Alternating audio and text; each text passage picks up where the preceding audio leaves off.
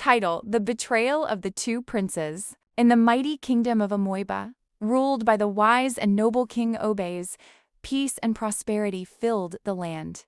The people loved their king, and the king loved his family, his beautiful wife, Queen Obinna, and their two sons, Prince Kene and Prince Obinna. But little did the people know, a storm was brewing in the palace. One morning, King Obieze gathered his family in the royal hall. His voice was weak as he said, "My beloved queen, my sons, my time on this earth is drawing near. Soon I will go to join my ancestors." The queen gasped, her eyes filled with tears. "No, my king, don't speak of death. You are the heart of this kingdom."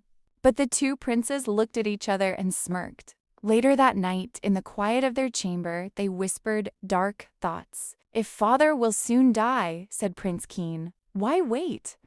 Let's take the throne now." Prince Obinna laughed softly.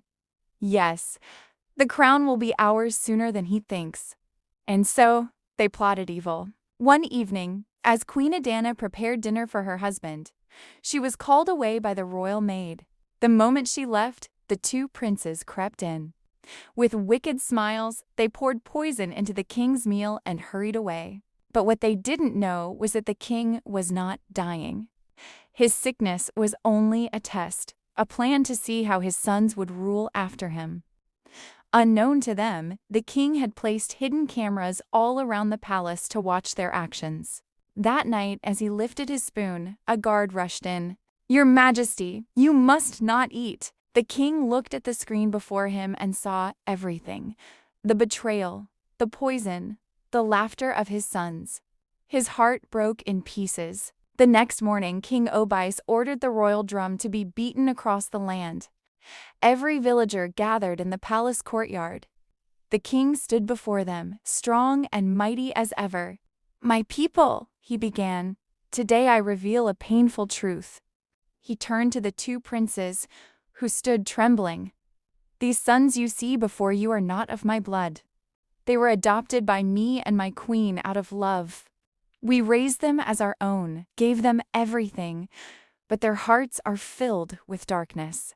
Gasps of shock echoed through the crowd. The king continued, "They tried to take my life to take the throne that was never truly theirs. And for that, they shall no longer dwell in this kingdom." He raised his hand, and the guards led the two princes away. The queen wept bitterly, for though they were not her blood, she had loved them like her own children. The gates of the kingdom closed behind them forever, and so peace returned to Umuoba once more.